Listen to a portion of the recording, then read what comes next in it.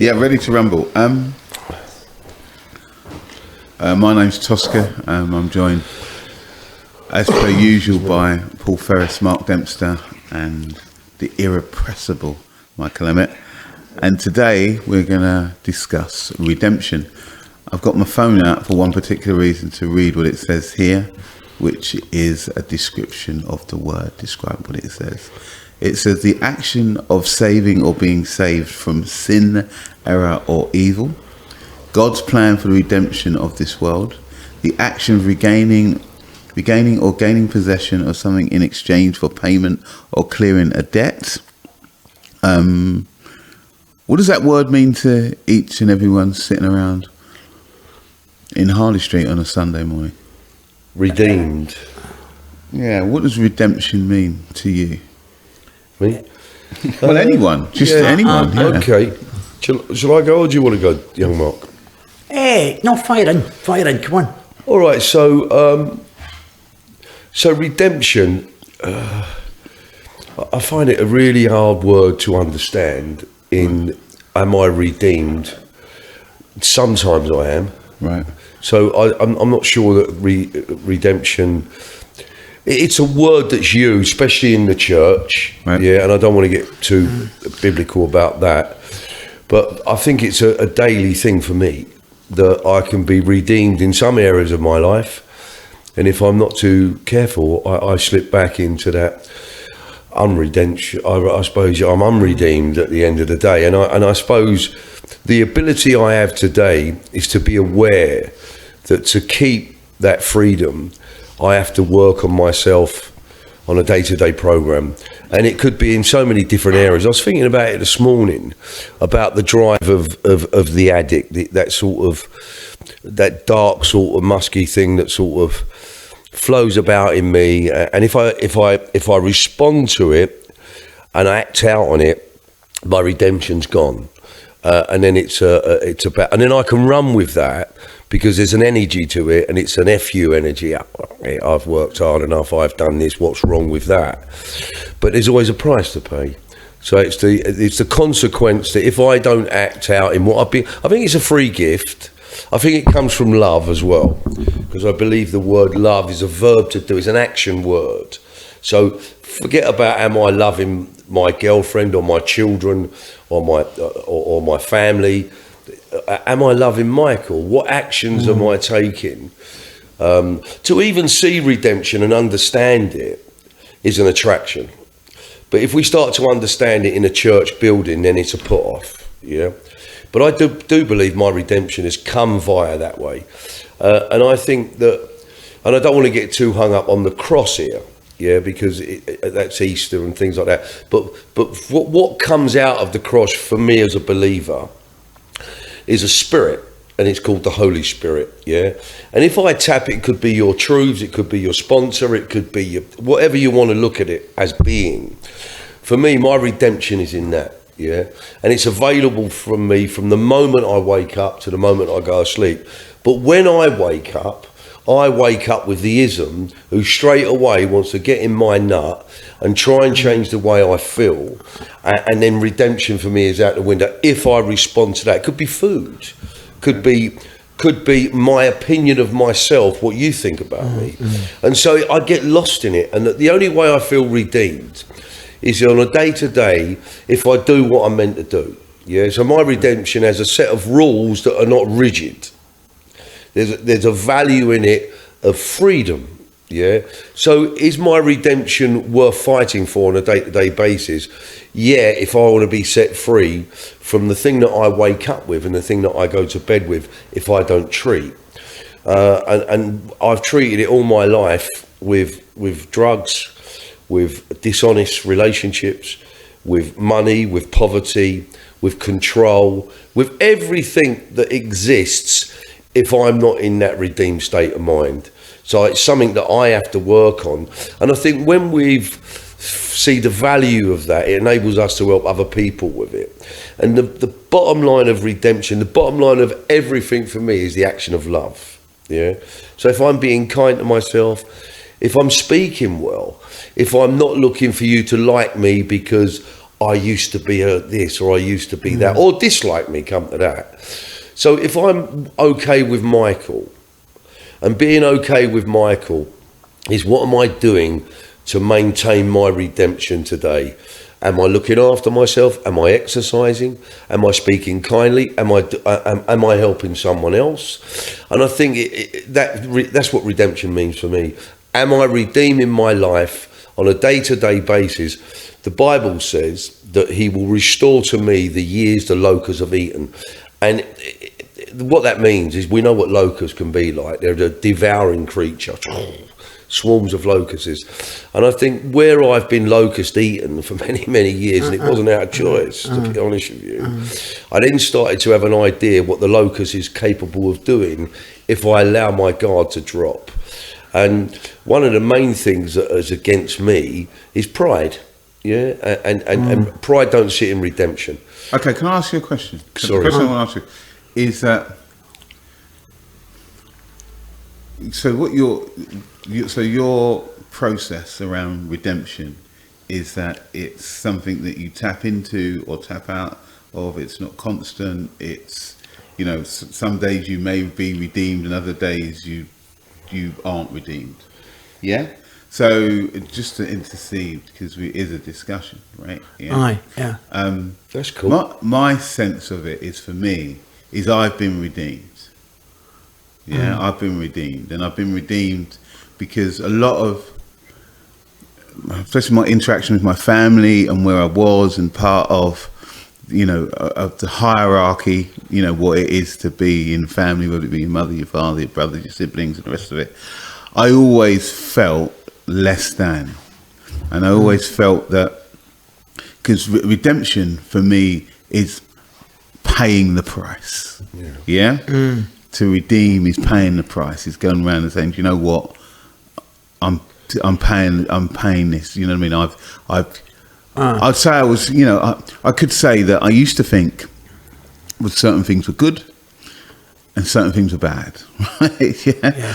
And then I kind of realised in that isn't particularly true, right? Yeah, there's good and there's bad and there's me. Yeah, and I am a combination of all of those things. But, you know, redemption for me is really paying the debt, right? Yeah, paying the debt. And I truly believe in my circumstances, in my personal relationships, you know, especially in relationships with my siblings and my family, I've redeemed myself. Do you know what I mean? I've redeemed myself. And it was really important for me to do that. Yeah, it was, and it's been, and it's something that I can own now. Do you know what I mean? But we'll get into that a little bit. Do you maintain it? Yeah. Does it need maintenance? I think the part. Does. I think it does. Yeah. I think that. Okay, so I think that because of my self-centeredness, and because I think that everything's really about me, you know, and I am the center of the universe, I think it. You know, I used to think it was something that needed to be maintained. It's not. For me, it's a bit like I've paid the debt and that's it. Do you know what I mean? I'm not carrying on paying the debt. You know, I have to kind of stand in my truth. Yeah. No, but there's a difference in repaying the debt or maintaining the redeemance, because I would have to maintain my love for my children in a very cool way on a day-to-day basis to keep that redemption going. Okay, so I don't have to work at it. I just have to do it. Yeah, and I for me, it's I hear what you're saying. I love my children, so you know that's a fact. It's not an argument. Yeah, I'm not sitting there going, well, do I love them? Do I don't? I love them, and that's it, right? Yeah. The other stuff is for me, it's like a core, fundamental desire. Yeah. Not to affect people the way that I affect them. Amen. That's it. What happened is that I had a process that I went through that means that I believe my relationship with especially with my mother, I've redeemed it. Yeah, no, for sure. No, I've redeemed it, and no matter what goes on now, we can have a dispute or the rest of it, but the pain and the willful damage that I caused when I was younger, that's gone. I can. We don't like swearing here, right? Yeah, But yeah. I could tell it to F off, right? And I'm still redeemed. Yeah. You know what I mean? Yeah. Okay, We can have a right. big fight, but Yeah. it's still redeemed. Yeah, But yeah. So, and that core, and part of that for me is being equal. Aye. No, that's right. That's a great way of putting it. But also, when we're wrong, promptly admit it. Aye. Yeah, Right, yeah. right, I think 'cause I that used, is- to, I used to skate around Aye. that and Aye. push my energy. But do you know why I've done that? Because of you. And that don't exist for me no more. It's Yeah. about owning my part and embracing it. What both of you have spoke about there is feelings. You're on a spiritual part of it as well, Michael. You talk about your family. You're talking about your family, Tosca. It's about when you've got the redemption fact on redeeming what you've done. Yeah. It's to do with either a spiritual feeling, family feeling, and ups and downs. Maybe you've let somebody down, you've not paid enough attention about the love, getting rid of the hate. But when you look at the rehabilitation with redemption, rehabilitation is to do with actions and deeds. When you merge the two of them together, what you've got is the redemption value, where you're finding a spiritual, peaceful path to your feelings. And how you're maintaining that is something which it's a personal journey. Yeah. Evangelical position on it as it's to do with finding your faith back in God, redeeming yourself for a belief syndrome, where you've got the family part of it, where both of you have mentioned, and probably yourself. Yeah. As a family man myself, I've got 5 kids. I don't feel that I've been the best of the father. I'm still on that track, redeeming Yeah. myself. So the redemption part on me is in tandem with rehabilitation. It's to do with when my rehabilitation for my actions and my deeds settle, and maybe I've got higher standard, maybe I've got more a position in which to move on in life, that it might help me focus to redeem myself on the label that people put on what is redemption. How do you feel it? And in that aspect, it is about feelings. If you go back into the biblical side of it, what you finally well know, Michael, the redemption part of it is finding that journey from when you walked away for your faith. It's the redemption to come back. Don't necessarily to go to church or chapel, because your church or chapel's inside you anyway. That's where your feelings is. That's where you're locked in. And when you're getting a lack of harmony between your family and your working life, that's where you've got to sacrifice. Maybe not seeing your kids, which I've not done for maybe 18 months. I need to get back and engage that. Okay, COVID was on the way, but there's other business elements, which means it's the rehabilitation part of these physical actions and other people's deeds that prevent me personally from working on the redemption part of going to see my family and putting all the food on the table, putting everything on place. And it's something which there's a conflict going on. You can never find that particular piece in mind, but it's still a work in progress for me, and it's still a journey that I've got to go on. So there is a family element, and it's all to do with feelings. There is a religious element, because it is technically a biblical word that you look up and check out on Oxford Dictionary or what other reference it is. It will always come back.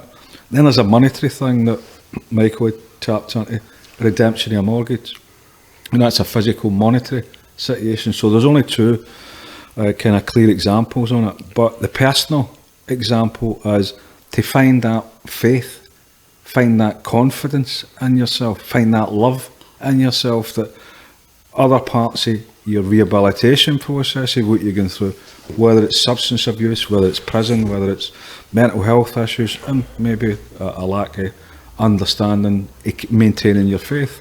So both redemption and rehabilitation are linked. Yeah, that's true. Are linked. That's true. And if you can get that balance in both without having to travel But I would say that that's your experience. I personal, absolutely. Because for me, Absolutely the rehabilitation it's not about rehabilitation for me. Yeah.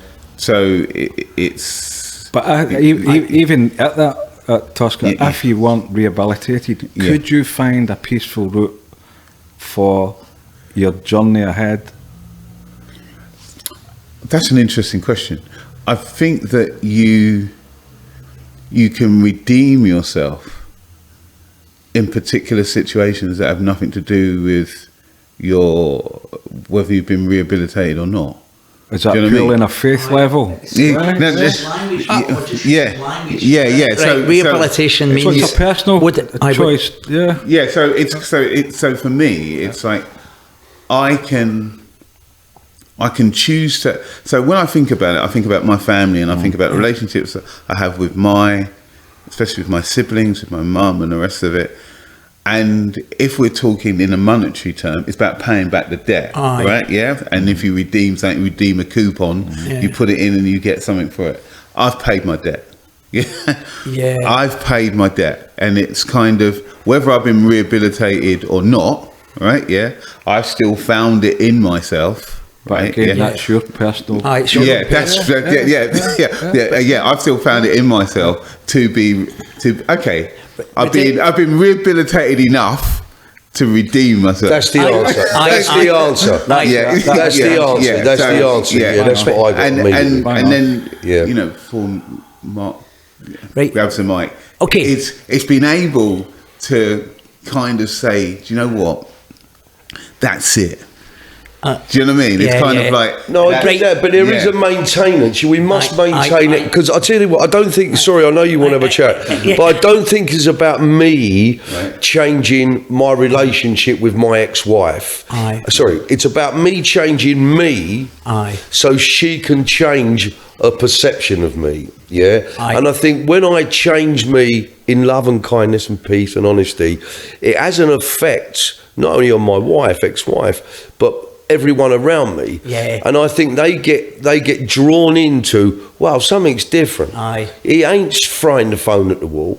He's not blaming everybody else or whatever. He's now doing it that way. And I think that way creates a different area of emotion. I mean, if he's finished the line tosser, and I think when we start doing that, rehabilitate, whatever we want to call the word, then we get redeemed in relationships because they become honest, they become kind, and they become decent. But it's easy to drop the baton. Oh, completely. It's easy to go, oh, bollocks, and all of a sudden, then the redemption of that is, that's how I think it is anyway. Can I see the redemption, right? Okay, so for me, the redemption, because love that smile. I like the teeth, guys, in there.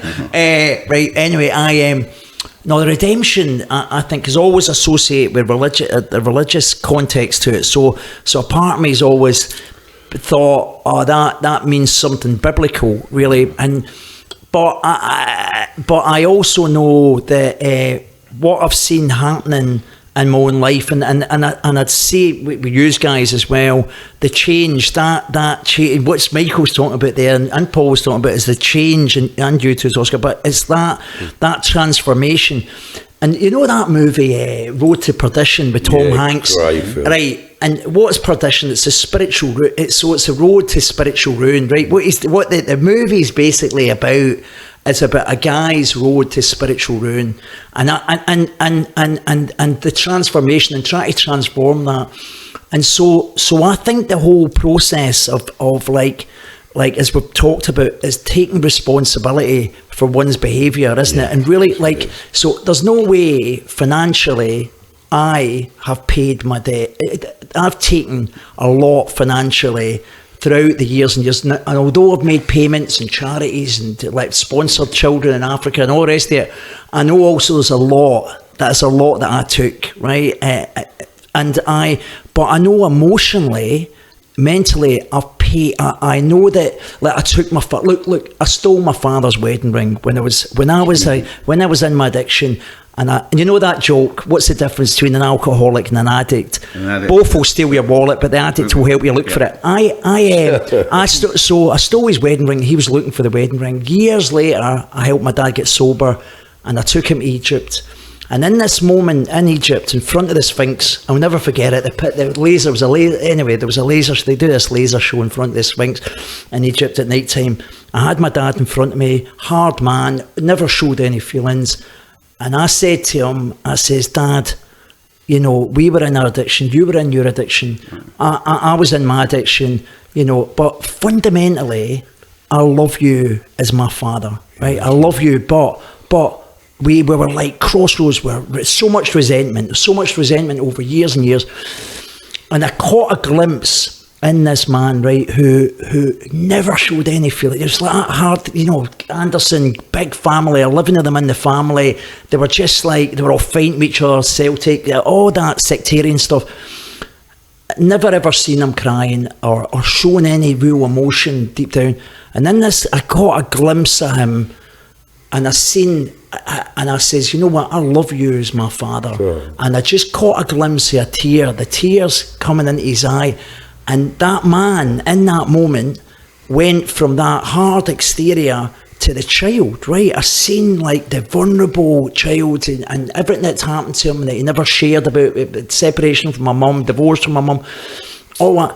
And I caught and I seized it. I see, you know, that carpe diem. It's like I seized the moment. I caught it. So this is never going to happen again, man.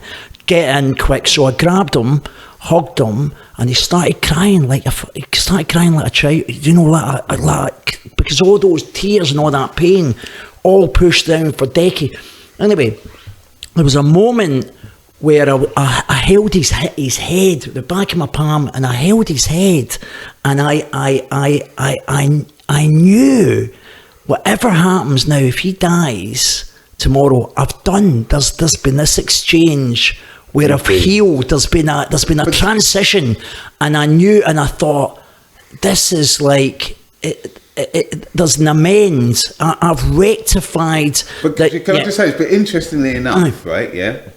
That seems like that's his redemption. So, because what I hear from you, my father, what I hear from you, is you're making an amend to him. I'm making an amend. You're making an amend. Sure. Yeah, but isn't that redemption? No. Ooh. No, because so I think fundamentally redemption is about me. It's about me. Redemption's not about what my mum thinks of me, and people accept me or don't accept me or think I'm a twat, all that sort of stuff. It's me accepting myself and not being invested in them. Okay, can I ask you a question? Yeah. We look at a drug addiction, alcohol, so we look, because it empowers the dysfunction, you times it by 1,000 of who we are. When we've got drink and drugs in us, some of the things we do are badly outrageous. So we think, because we get clean, that energy of times 100 doesn't exist no more in certain areas, i.e. I'm up all night on the crack pipe, or whatever. So we exonerate that. And then we try to go into the best of our ability, trying to be a normal person with the addict going rah, rah, rah, rah, rah. It's always buzzing. So when we're making our amends to other people, that's fine. I don't think that's redemption, but I think when we start making our amends to ourselves, we're redeeming what we lost, albeit, and then when we go and say sorry to somebody and mean sorry by action, I think that's the whole story of redeeming or redemption or paying back. So because within it, I just want to finish on this last thing because it's important. Is the shame what Michael's talking about? And what I realise is the shame. How that affects the self-esteem is I stole his wedding ring, right? So I then say, I've got shame. I know deep down that day, it's like the elephant's in the room, there's a block, really. And I want to clear that elephant out. So I say, you know, I stole that ring. I done that. And this is what I want to do. I want to buy you a couple of rings, whatever you want here in Egypt. I want to buy you whatever it is because I want to, and then what happens with me is the shame around, and he says, I understand and I forgive you, you're my son. And there's this exchange. So then in that moment, I'm free from the shame, right? It's shame reduction, really, isn't it? So look, I hear what you're saying. I really do. I really kind of get that. But what's screaming at me, is I used to make amends to my dad every year, but it never changed me. Do you know what I mean? It never you were still in your addiction at the time, and you still carried no, on. I'm not. I was out of my addiction. All but right, okay. I never It's about felt. changing behaviour. No. I'm talking about redemption. I'm talking about what I'm talking about is I feel I've been redeemed. I feel that if this was this place here, I was in this place. I was in this place and I said, you know what, Dad, I'm really sorry for doing this, and this, and I'm still in that place. It's not about, for me, how people... Personal journey. How they perceive me, what my actions are. I can only get right with me. Correct. When I connect with me and have that kind of sense. In one of these readings, it talks about getting into a place that you can't get out of without any damage. Without any damage whatsoever. Or illness will get us into a corner we can't get out of it. You can't get out of it, right? So I know, that, you know, and why I'm saying this is kind of a process, right? And it's not, so, you know, I can go, and, you know, admitting when you're wrong, isn't necessarily saying sorry. It's just saying I'm wrong, right? And what I need to always clarify and understand about a redeemed Tosca, right? Is where I'm at. This is where I'm at. So we can have a discussion, I can disagree with you. I don't go, oh God, Jesus Christ, I need to change myself. I mean, I need to be fundamentally a different person because I'm terrible and the rest of it. What happens is that I accept me, and I accept you, but my sense of my sense is that I've redeemed myself. Right? My sense is that I was this. Look, like I said before, I said that I used to think that drugs were bad, right? So I had to be good. That's ridiculous. It's kind of ridiculous, and all of that stuff is just intellectual gymnastics. And it's kind of, and it's vanity, right? It's me trying to think my way out of stuff that I behaved my way into. That's fundamentally what I did. You know what I mean? I did this, you know, blah, blah, blah, blah, blah. But I had no sense of who and what I was. Is that your journey on self-esteem? It's my journey it's really my journey about, you know, it's really about my journey in understanding that all the stuff that I did to myself, right? The stuff that I did to myself was something that somebody did, right? And what I need to do is get right with me. Correct. And the getting right with me isn't, I know the right way to act. No, I'm not going to turn around and have a disagreement with one of my daughters, right? And sit in a room all dark and go, God, I need to readdress my behaviour and the rest of it, because I know how to act. And they have an understanding of what it is to be me. And there is trust. Because part of the redemption, the point I'm trying to make is I believe I redeem myself. My redemption, is how I see myself. How I see that I'm not indebted to this person. I'm not indebted to that person. And if I am, that's kind of okay as well, right? I never went out. I didn't go out and say, do you know what? I'm really gonna smash my mum to pieces. I went, you know, I did some stuff and my mum became smashed to pieces.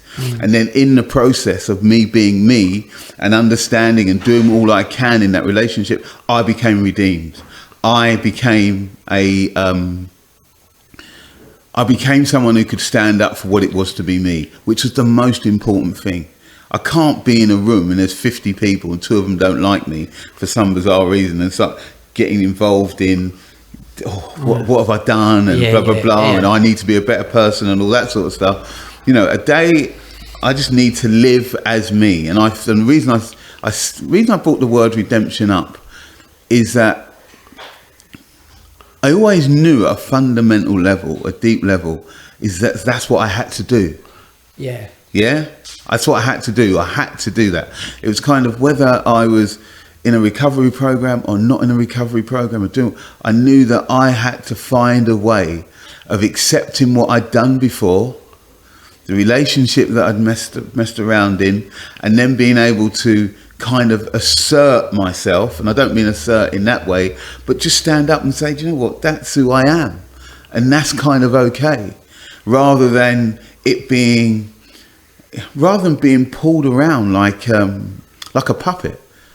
Do you know what I mean? God, you know, I didn't, excuse my blasphemy, I didn't do this and I didn't do that, so that makes me this, makes me that. It's kind of that, you know, and that's the bit that is from. So you're talking about forgiveness of self, really, aren't you? Yeah, You're forgiving yourself for. But understanding that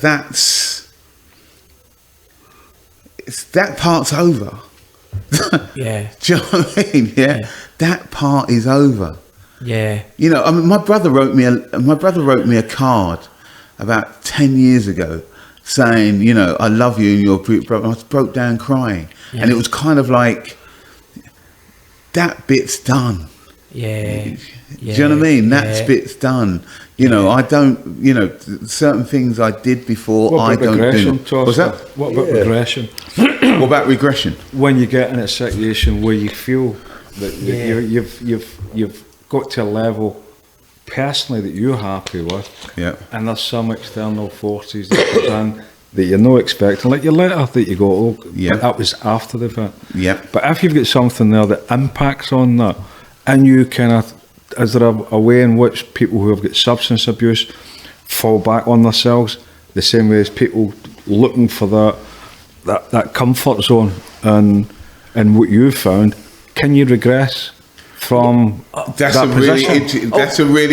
really interesting point. I suppose what I would say, today, right? It's what Michael was saying at the start. What Paul's brought No. Listen, what I would say, is today, right here, right now.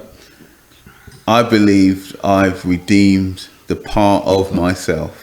Correct. In this moment, right now. It's an ongoing. I think it's an ongoing process. Okay, well, look, I don't know. Anyway. People out there in podcast land, can, you know, let us know by social media. You threw a line in the sand where you've reached, and you're happy that you're moving on to another level. Yeah, and it was really important for me to do that. That's cool. It was really kind of important for me, for my own sense of myself. Yeah. And I've only kind of realised it while I'm speaking about it, that it was kind of like, you know what, that's not me anymore.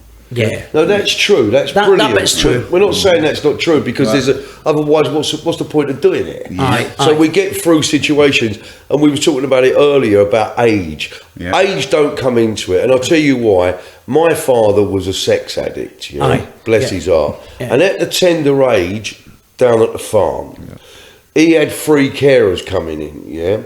And every one of them wrote sexual connotations about my old man at 83, can't hardly move, got dementia, and he's still being sexual. So the drive to respond to what that ism is was still available. And I think as we get older, wisdom you mentioned earlier, but for full redemption, I think the full redemption is a day-to-day situation. But let me just finish. So it's not about, my mother died a few years ago, and there were certain things that needed to be sorted out, but there were certain things that had been sorted out, and it was my reaction and my response to her as a person. But there were still other things that wasn't redeemed. She died, and I don't hold it against myself. I'm not sitting here thinking, oh, I'm not redeemed, I'm really bad, because I'm not who I was a year ago. But I still take the responsibility that if I'm not careful, just one swift of the eye, a bird's pretty bum, it could mean to me, now for me, that's part of my being redeemed, because that was an area of my life that caused me, as you know, plenty of ag. I grew up, it's good to be with girls, and this is no disrespect for women. My mates think I can nick a bird. So that was the stuff going on. So I took it to a level of which wasn't nice, as you know. So today, if I'm not careful, I'm not the person who I was when I slept with my mate's wife. That don't exist today. So I'm redeemed from that. And the conversation that might come my way, which is very diluted nowadays, I still have a little reaction for it. I think, well, it weren't nice. But my amends to Michael and my redemption every day is not to do it again. Does it mean it's left me? No. It may not be sleeping with other people's wives, but there's still that lustful urge to think, God, hold up a minute, that's a bit of me. And before I know it, the conversation's gone, and I'm being dishonest to me and my girlfriend. I just want to say this. Okay. So what you're saying, or I'm hearing, is that you can't be redeemed. Yeah, you can be redeemed, but what I'm saying is you have to maintain it for me all the time. That's what I'm saying. That's what he's saying. It's an ongoing thing. Yeah, that's all it was. Yeah. But Tosca's found acceptance. Yeah. And his redemption. Well, so have I in lots of ways. But you're struggling on the basis that you could relapse. No, I'm not struggling. I'm just saying I have to maintain. To answer your question, it's not I'm struggle and I'm not unhappy with myself. But I have to be careful. It's like someone coming in now, a woman walking through that door with a lovely pair of basque and stockings and all things like that, and she walks in here. So I have to. Not that that's going to happen. Why wouldn't you still be redeemed though? No. But I think what I get, listen, I get what Michael's saying as well, right? Okay, what you and Paul's right about the acceptance thing. You've got more accept. You've got an accept. Well, I don't know if it's more because Michael's saying he's got acceptance around it. I've got acceptance around it. But I do understand, right? In any given situation, if the right condition, right, or the wrong conditions are present, right? Any of it, well, I think I've seen it. I've seen it clearly. I can react just like the lunatic that would react before. Absolutely. But the difference I think is the difference that I've Actions got are different. is I go like I done it with my mum recently. I was in France and I punched this guy only a couple of years ago. I was like 20. I mean, you remember it, right? 22-year Clayton. I've smashed this guy. And then I'm in this airport and I've got to run across. I mean, it was mad, right? But what happened in that moment was I reverted back to type. I just went, this guy's trying to nick my phone, he's trying to thing me, I'm traumatised because the car's been broken into. But he's acting guilty, smash, and then the next thing he's like... That's the whole point about regression. Right, that's the regression, right? Well, and I've done it with my mum recently up in Scotland, and I try my best to maintain a really good relationship with women, but she put a hot take, and anyway she just really annoyed me, and I went right into this like the lunatic, right? That goes for, and then the next thing I could see her frightened. I was like, I thought, oh my God, I'm causing. I can see her shaking. She's like, I thought she might have a stroke again or something. But the difference is, I went, oh, I'm really I'm really sorry about this. Like, I'm, and I felt for a day or so, I felt the shame again, and then the thing. So I'm quicker to get back, and I don't continue to do that all the time, thank God, because I think if I continue to do it, like what Michael was saying, and Paul, is that I'd wind up back in. If I continued, I'd just be adding shame and more shame, and then it would reinforce that I don't like myself, I don't care about myself. That's the bit. Which would then take me back. Well, if you don't like yourself, because look, I'm the only reason I am. We're accumulation of our thoughts, feelings, and our behaviour, right? Yeah. So if I walk out that door this now, and I bump into a guy down the street coming out this doorway, and I go, "You stupid," but whatever I say to him, I'm going to be feeling anger.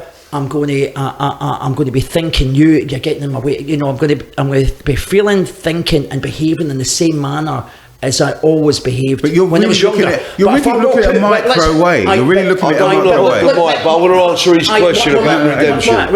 But if I walk out and I bump into a guy, right, whoever it is, and I say sorry, mate, and my feeling. My thoughts, my feelings, and my behaviour are different. So therefore, I'm a different man, right? Because if my thoughts, feelings, and behaviour are always the same, really, I am that man. What makes me the man that I am is accumulation of my thoughts, feeling, and behaviour. So if I'm behaving like a lunatic, I am the same man as I used to be. Therefore, I'm going to do what I used to do. That was my point. Okay, but look, what you're being really micro, right? Yeah, you're being really micro. So, so what you're doing is you're turning around. You're going in. I'm going into Pret a Manger, right? Yeah. I'm bumping into someone. They go blah blah blah. I can't respond, and the rest of it. I haven't not redeemed myself because I'm not saying that. Okay, because I've had an incident, right? No. So it's for me. Yeah, for me. It's because what I'd hate. I don't want people listening to this, right? Yeah, and thinking to themselves that that's it. Do you know what I mean? But that's not the message you're giving. Hang on. Okay. Just listen. Yeah. That's good. I don't want people sitting there thinking, that's it. Do you know what I mean? I'm on this never-ending treadmill, right? Yeah. And, and every single day... I think for a neutral opinion, listening to you three guys, I know I ain't redeemed. I'm not even anywhere near it yet. I'm getting there, right? But for me to listen as a viewer... Yeah. I've got a choice. Do I want to be confident of you or that you've accepted the level of where you are? Michael and Mark have got elements that are very similar, that they're aware that given the circumstances, it might deteriorate, it might come back regression on the basis that... That's it. Right, on the regression, but you're aware. That me, I'm no anywhere near the level Tosca's got, certainly no anywhere near the level you guys have got, but I'm aware of different levels that I'm starting off the first rung. Wanting to get where you're going, but I need to get through Michael's and Mark's position to get there. I think we're all in very similar places, but I think our perceptions are different. But you're looking at the perception. 2 seconds, you're looking at the perception of what would the viewers have on the. I think they've got multiple choice. Where are they personally? Where are they personally? Are they on your platform? Are they on Michael's platform above Mark? Are they certainly well above? Are they the same as me going, I'm with Paul, but want to start that path? So you've explained how you've got there. Yep. I'm trying to explain how I'm not anywhere near there. And then there's a grey area about people who have tried to get there but no really there, but nearly there but very aware of their own discipline. Yeah. That's a brilliant way of putting it. That's a fair assessment. I just want to say something to Tosca, because I'm not saying I'm not redeemed. Right. I didn't say that once. I'm not redeemed, because I know I am redeemed. Okay. And I'm not the person. That's good to know. Well, I'm pleased you got that one. So what I'm talking about, and I used the word early days, is about maintenance. Yeah. Because if I'm arrogant to the thing, not arrogant or cocksure, your confidence is great and I love it, and I think you've got... let me just finish. You haven't let me finish. I don't think we're going No, you haven't let me finish. I was just talking about right here, right now, is your way of explaining it was lovely. It was really good. I thought, wow, yeah, great message. But that doesn't mean to say, for me, I can have a fantastic message of confidence and boldness. I can help that person. But if I don't maintain, that's what the steps are there for. That's what the sponsors are there for. So it's a maintenance to keep my redemption. But I'm not sitting there thinking, oh, I'm not redeemed and I've messed up, because that don't exist no more. But I have to be aware that anything tricky, cunning and baffling don't slip up behind me and go, hello, Sean, I'm here. So that's what I was trying to say about the maintenance in love for myself. But you're aware of that person. Absolutely. Okay, and I would just like to say that this isn't about 12-step program. No, we're not saying no. And it's not. It is. And you just said what you said then was if you got the steps and you got this. For you? No. That I've got to separate this for me. The fundamental thing, right? If I was to work or worked a 12-step program, that's a different take on what I'm talking about. Mm-hmm.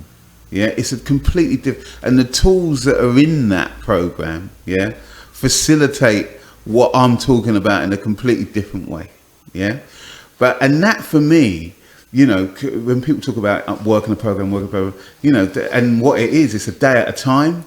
I believe that 12-step programs are a day at a time, and so the parameters are different. And that's one thing one thing that I'm slightly disparate for me, and I kind of is that people have 12-step recovery program, 12-step programs have captured a lot of the dialogue, and they and they captured a lot of the dialogue, and a lot of the stuff that people talk about is a complete reference to that. I'm taking that out of that. I'm saying that's not what that's what the gritty nitty for me is going beyond that. Yeah, it's going beyond a framework that supports me may support me in a particular way around a particular thing. Right? Yeah. And so what and I've got a 29-year-old daughter, and she works in diversity writing policy for this country and this sort of stuff. Yeah. And one of the last conversations we kind of had, because she's really quite a forceful person, is you've got to own who you are. And she goes about her business, she does whatever, and it's a fundamental core part in understanding who she is, right? Own who you are. And it's like, what about if you don't know who you are? But you own what you know of yourself. I can't turn around and say to people, well, you know what, I don't know who I am. I hear what you're saying from that level of, let's just say, it's all about onions, right? Yeah, it's all about, that's like a term, and you're unlaying another layer, sure. Right? Yeah. And I would turn around and say, how I feel about something today isn't necessarily how I feel about something tomorrow, right? Yeah. But at this particular point in the process, any sort of process, it's where am I at? Yeah. And where I'm at consistently over quite a long period of time, because it was so fundamental to me, and the idea of this is about redemption. You know what I mean? Yeah, this is about paying it back.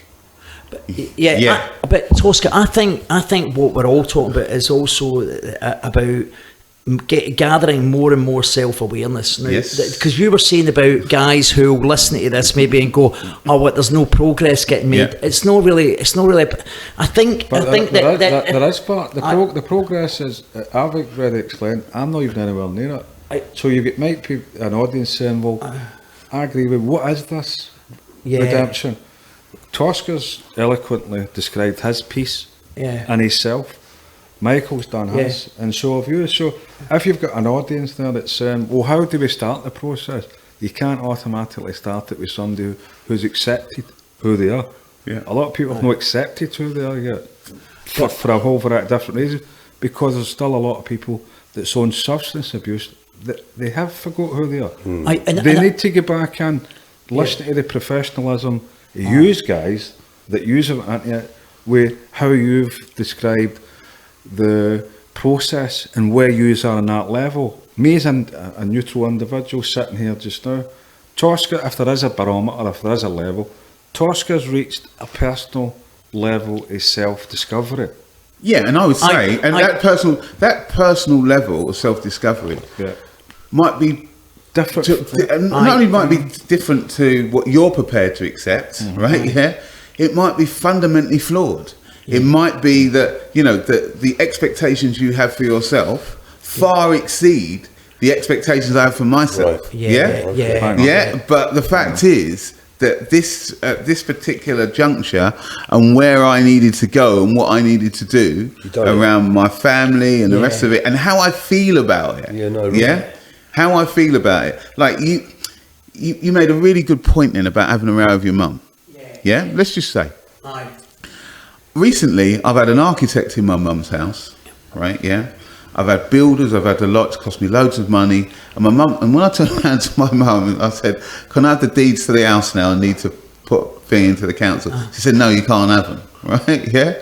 Now, I just got up and walked out. Right? Yeah. And and I kind of think, what? I don't really want to be around you for a little while and the rest of it. She's my mum, right? It's cost me a few quid, but I don't care. And the reason I don't care is I don't need her approval. Yeah? I can walk out of her house Yeah. and that's your stuff. Do you know what Yeah. I mean? It might, you know, and I don't.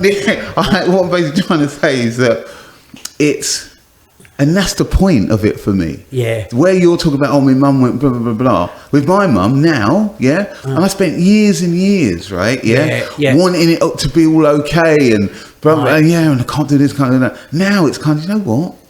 Aye. Yeah. But as long as I've got to say, that's a the reason why I'm fantastic saying, point. but what I want to say, just really briefly, is the difference. I think is and this is back to the self-awareness, right? Is that I'm observing.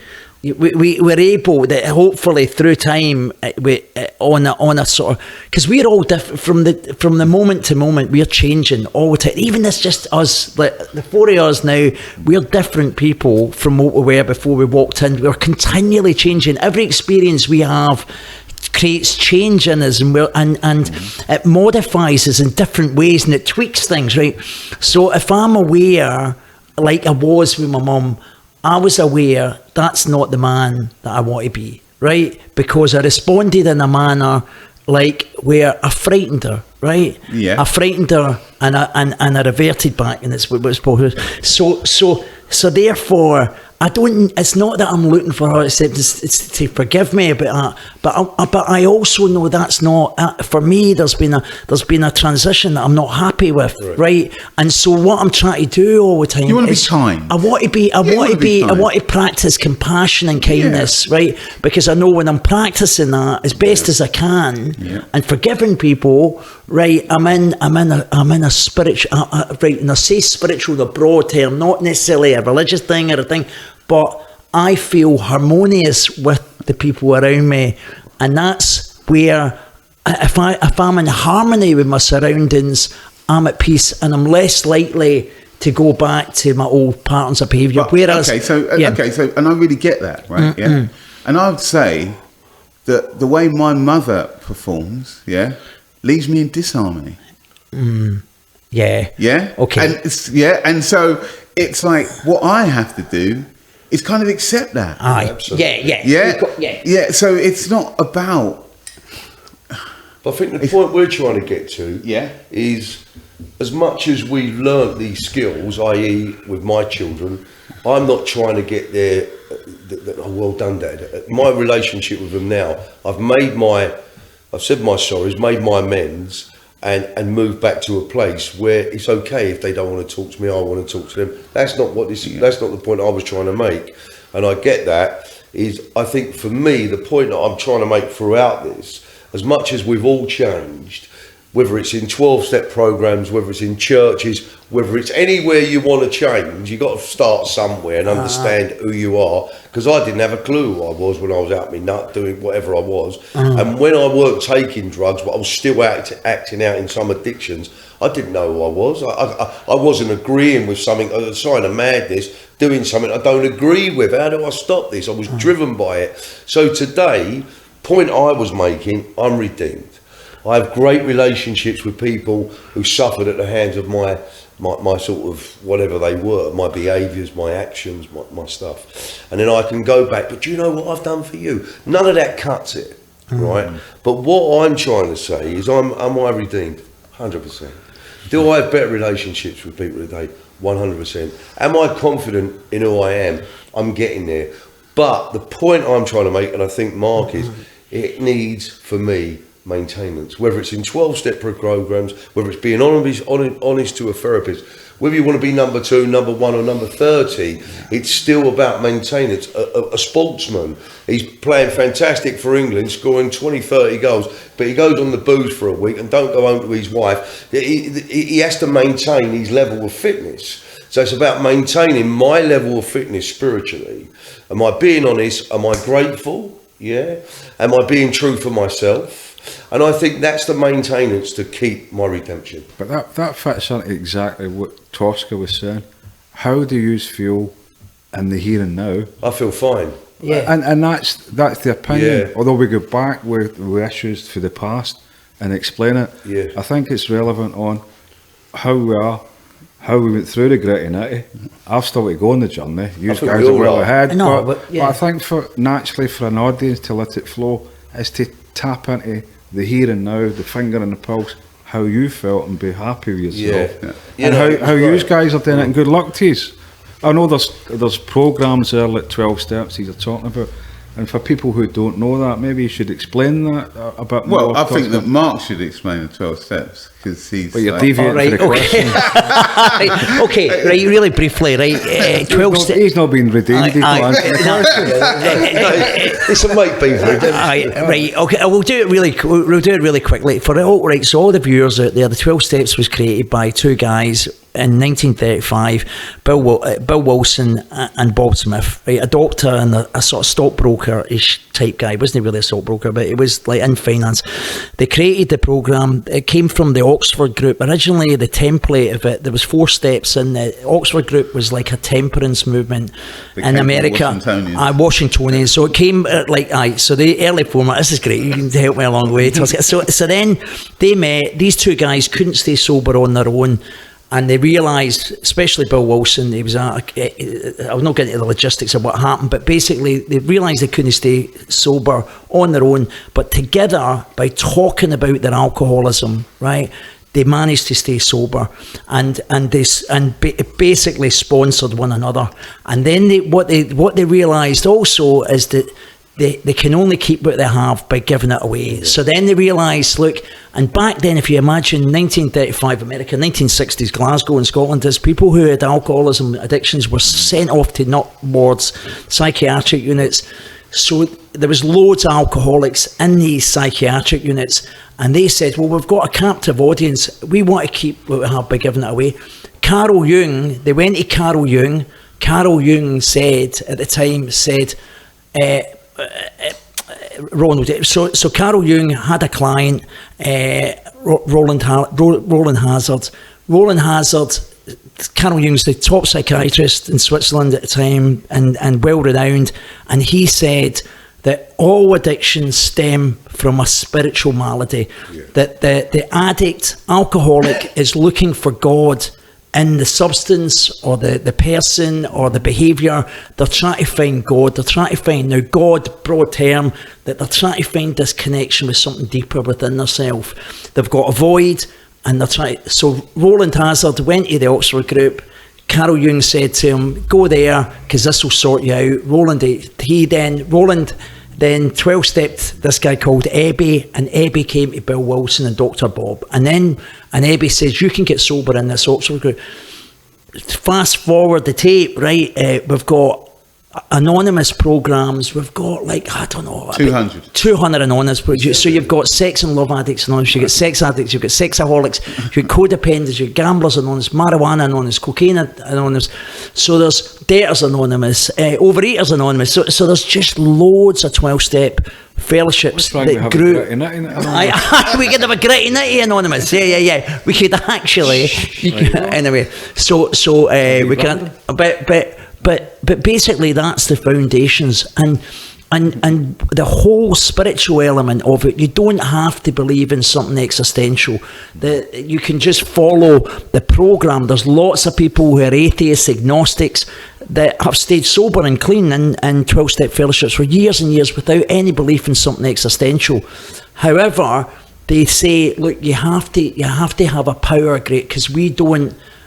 The addiction, they recognise it as the disease or an illness, and they say that has the power. So we don't have the power to stay clean and sober on our own. So we need the help of others. So we need to have a level of depreciation of the ego, and the humility to ask. But what are the 12 steps then? 12 steps. Okay. But we're number one. Do you want me to recite? I still don't know what the 12 steps are. It's just purely for the fact that maybe people like me, I've never been in a program. Yeah, and there's people out there listening. Step. Do you want me to say the actual name of the step? Yeah, but what do they do? What they do? It's a process of empowerment. Apart from the first step, and even the first step is about empowerment. It's a process of empowerment for the individual, that they work through the shame reduction, also an empowerment, that they follow this template of steps to say, okay, I don't have the power. I need a power greater than me in my life to keep me sober. And then there's a process of inventory where the person looks at themselves within and looks at their past, looks at their... Sorry to interrupt. Aye, sorry, that's cool. What is the initial step? Yeah. The step is we admitted we were powerless over alcohol Excuse me. and our life had become So unmanageable. that becomes acceptance. That creates an acceptance. Yeah. So I am powerless. When I take one drink, Okay, I what can't I've- stop drinking. And what I would kind of emphasise as well to anybody listening out there, it doesn't actually say you're an alcoholic. No, it doesn't say you're an alcoholic, and it doesn't say in the step one. But do you not think it's relevant that when we You said go, I've got we go to problem. broadcast, there's links there that people can click on and say, what is the 10 steps? And a 12 step regarding it. But Mark and yourselves that's been on it, I'm just purely from It's just Michael. Michael's on it as well. purely from my point of view, listening to it, I understand it the same way a viewer would understand it, and it would maybe help if there was a hyperlink to click on to take them to somewhere. But I think if we're doing the gritty nitty stuff, surely we should be in control of the information, asking the questions like, okay, there's 12 steps. What is the first step? How long does it take to complete the ladder? What is the initial program? I think every step is going to be an acceptance, I imagine, on the need to change substance. Yeah, I mean, I when I think about it, it's a program for change. The 12 steps. Aye, yeah. Yeah, and it isn't necessarily. Are you going to answer it now then, Tosca? Well, you know, I'm not going to answer it. Mark's doing the answering, but it is a program for change, right? So, like it says in the first step, we admitted we're Powerless over alcohol, our lives become unmanageable.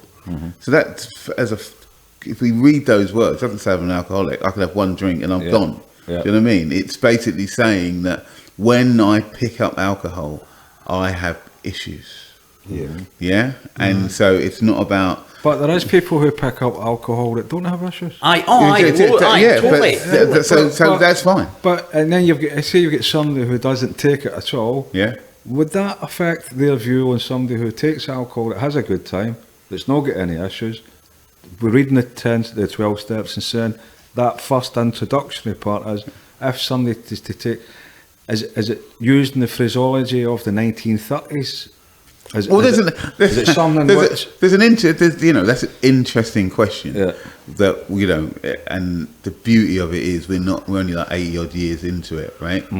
And, you know, there's over 200,000. So it's to do interpretation. Yeah, around the world every week, right? Yeah, that's just in NA, right? Yeah, 200,000 meetings. So, you know, that's not without, you know, codependent and, you know, Mark would have a better understanding of addiction in itself.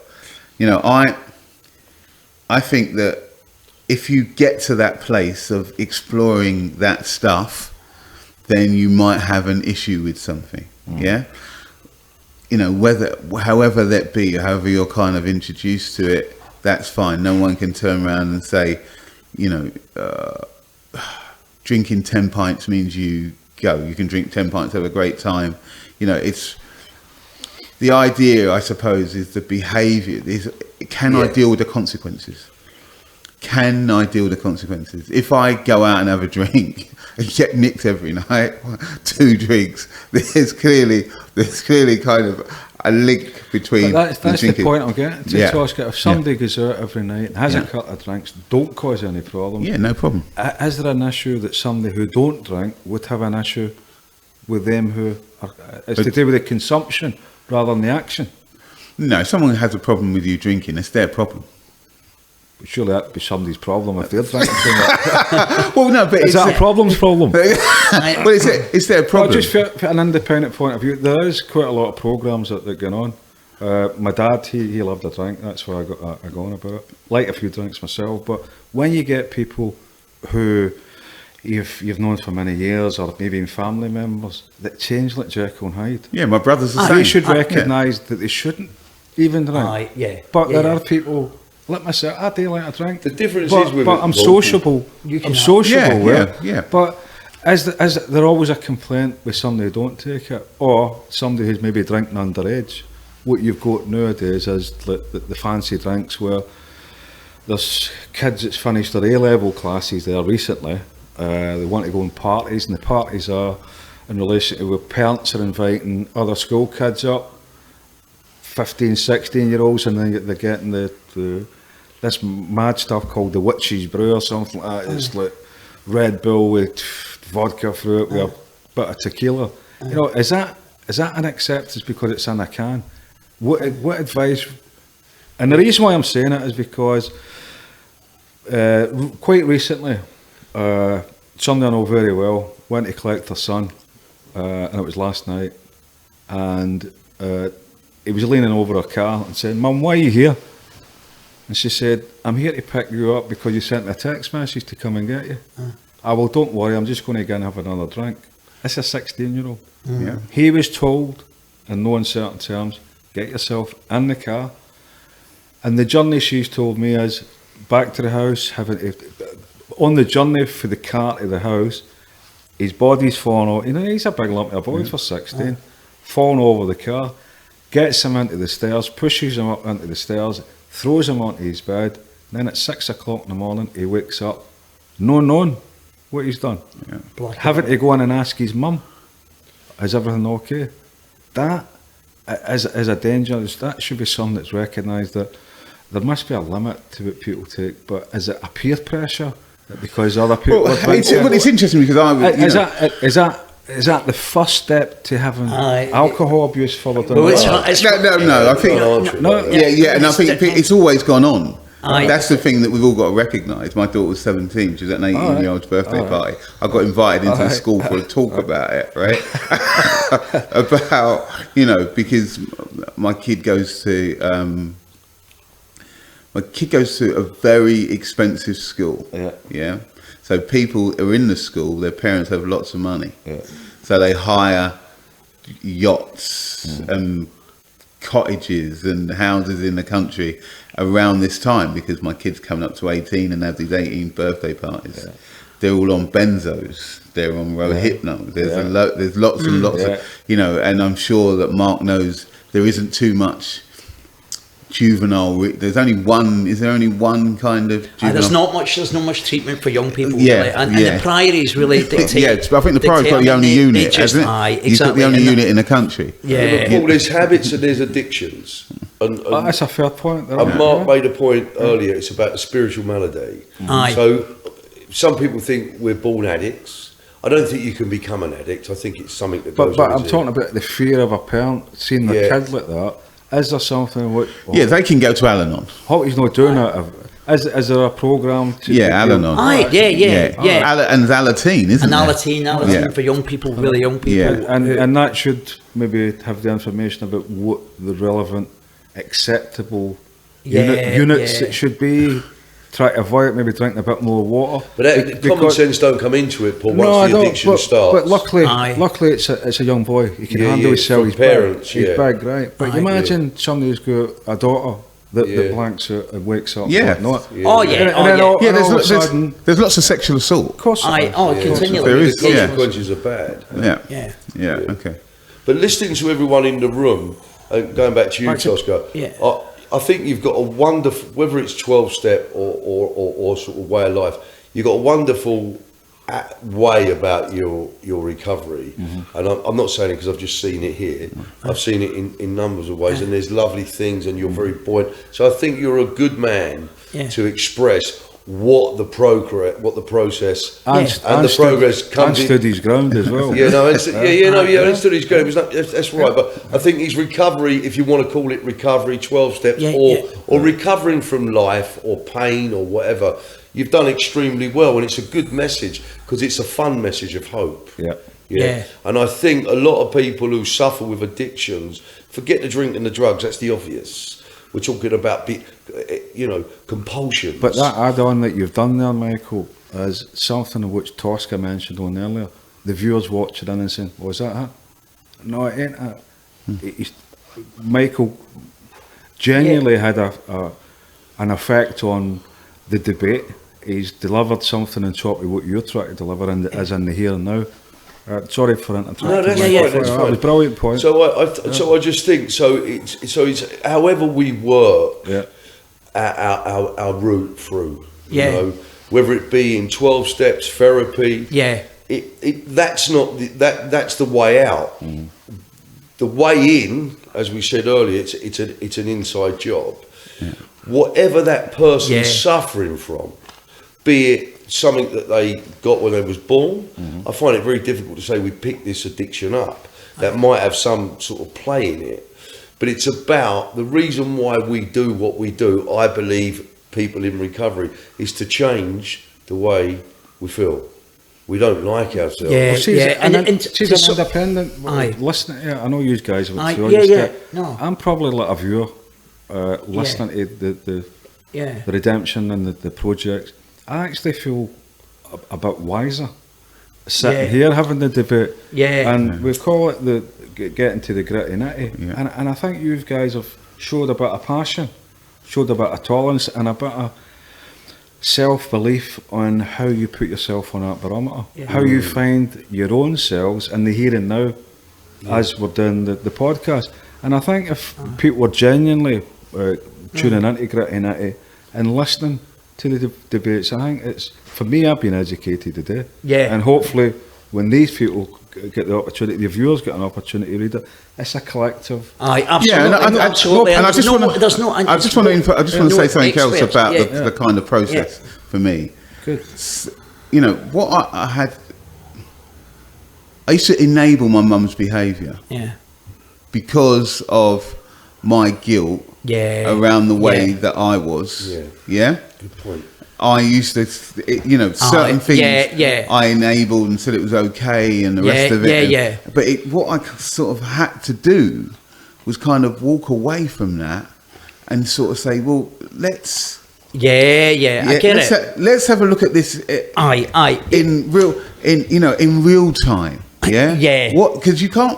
Relationships, just by their very nature... Right, and if you look in the dictionary, it's how somebody relates to somebody else. So if I'm relating to someone else, they're relating to me. And it's not. It's a two-way so the power kind of God complex. Is that it's all about me and how I behave and how I treat people, and I've done this and I can't do that anymore, and the rest of it. And it only took, and it took. I'll tell you exactly what happened. My daughter went to stay with my mum, and my mum and my daughter had this kind of incident with my mum, and it's like a third eye, and my eldest daughter's like a third eye. We fight like cat and dog, and she described an incident where my mum was all right to everybody else but like horrible to her. And I said, you know what, you got to leave then, I'm coming for you now. You know what I mean? So you could see it. You could see, Tosca, that there was other stuff. She just told me. She just said to me, what I got was the identification. I got the reference point. You got the reference point, which made you aware that this has happened to you for a lot of years. That she's got, this relationship just isn't about me and me making amends and saying, I'm really sorry, Mum. I'm really sorry, Dad. I'm really sorry, Mum. I'm really sorry, Dad. No, I should do it all the time. Do you know what I mean?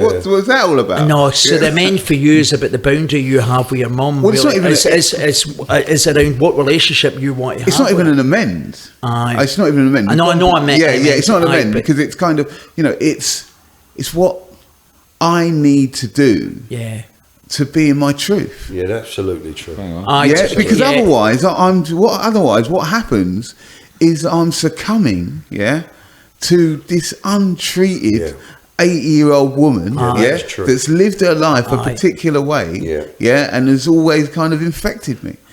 Completely, and that term dereliction, right? Dereliction is to walk out on oneself, right? We all were derelict. Yes. We all walked out in our own values. Well, look, so I know that I walked out in any value or moral code that I had. I don't even know if I had one back then. But basically, that derelict is to go, right, okay, how do I be authentic? How do I be true? How do I really be true within it? And it's quite interesting because as in that like, where did the disease, if we say, where did addiction come from? Where are we born addicts? Right. There's they say 50%, twin studies say 50% you're born with the gene. But then if you really look at it, it's the trauma. It's around the environment. I mean, if you can really see that the environment that we're brought up and or nurtured or not nurtured, that has such an impact. It's a mass. But then there's the thing about, you know, where you say often when we come into recovery, when people come into recovery from addiction, they say, "Oh, I want to find out the root. I want to find out the core." And then there's that whole theory of like, if you woke up in a cell and there was a lion in the cell, would you be worried about where the lion came from? Yeah. You'd be just like trying to get out of the cell. Yeah. So no one ever went in a pub and said, "Oh, my dad said he loved me today." So it's all right. I tell you what, the diamond in what you said, which is fantastic, which I've taken from it, Tosca, and you made a lot of sense, is it doesn't become about his mother anymore, or let's not call it your mum, let's just say that. It becomes about him. Yeah. So he's an advert, that from whatever he's done to achieve that, he's now standing his own truths. And I think what happens when we stay in our own truths, because we're all that, "Oh, I'm sorry, I've done this," that's because people get on that and they can't help it, but they play that. They want you to feel less than, because it gives them a sense of, you know, in charge, you're my boy, do as you're told, or whatever comes with it. But when we start to get on with ourselves, I think it enables that person we're having a relationship to change towards us without them even knowing what's going on, because we don't accept their stuff anymore. We don't respond to it in a way where we're going to be confrontational. Is that a parental point of view, or do you distance them for?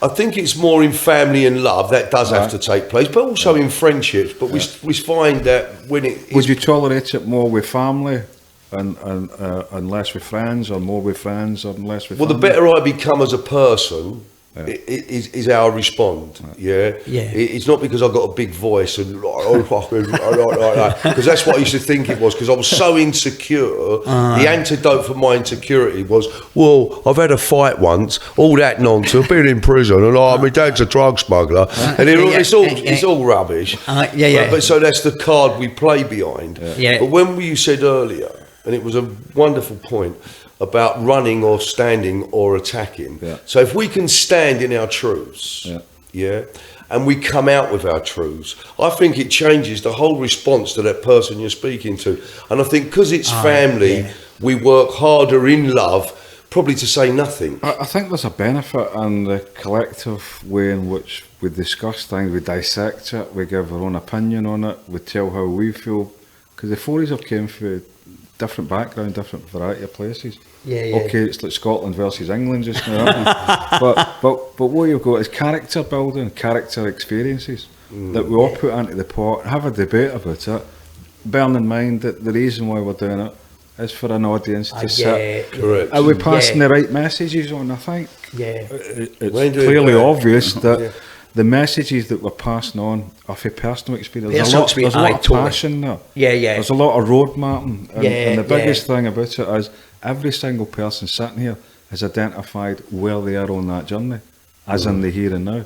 Yeah, and you know, and it's not finished yet. It isn't finished. And one thing I've got to own, part of my process in that with my mum was sort of like, and I'm going to swear now, is fuck the money.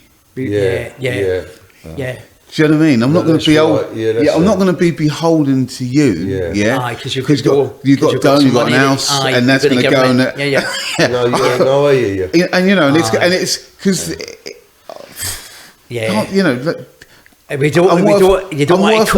worth more than that. You don't compromise yourself. I'm worth more than that. You know, if you don't want to give me any, don't give me. I think another important thing to add, Tosca, right, is people who have lost their mums. Would love just for them to be there to have an argument. And my mum in particular took her 40 year to move from Blackhill to the coast, and she loved it. But she lost her husband, I lost my father through it. And at one time we were sitting, she puts a dram of whiskey in my coffee. That's cornflakes. Done with it. But she came to a position in her life that the biggest thing that happened was, strangely enough, they put a bus stop outside her kitchen window. because she was so lonely down there. She could see all her friends. And I get the story at the weekend that Jimmy went out, such and such, he's got a job. They're coming back. My mum was a proper professional cutting twitcher. Was it on TV? Right, totally not. She would never tell a lie for anybody. But the thing about it there is, when I buried my mum, it was a lot of mixed emotions, because we never got on at the start, and then we became best friends.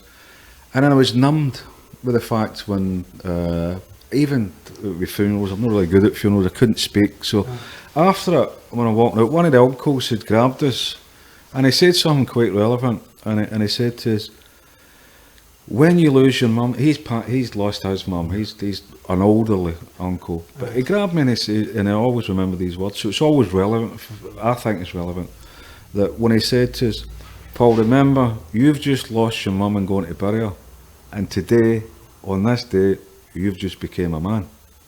Whoa. And that, I was feeling sad, like a funeral, the words just went, Whoa. and I felt, I could do this now. Yeah. I'm a man now. It's like, and then you hear things about other people that have not seen their mum for years, other people have already buried their mums on the way back. So my only view on that, so I hear what you're saying, brother, right? Yeah. But I would love nothing more to get back and have an argument with my mum.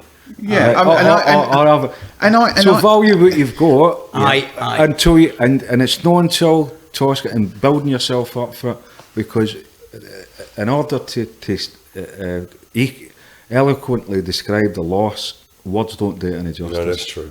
Right? Yeah, look, I've buried my father, I've buried my stepfather, and it's not as if I don't have it with my mum. Yeah. I just don't have it in a way that I'm that invested. Absolutely. In what it is that she's about. Absolutely. Yeah. That's it. It's kind of... She's set in a way. It's all mums are set in a way. And you made a really interesting point there about, I always remember when my dad died, I felt like an orphan. I literally thought, one half, there's only two people that love me unconditionally, one of them was just gone.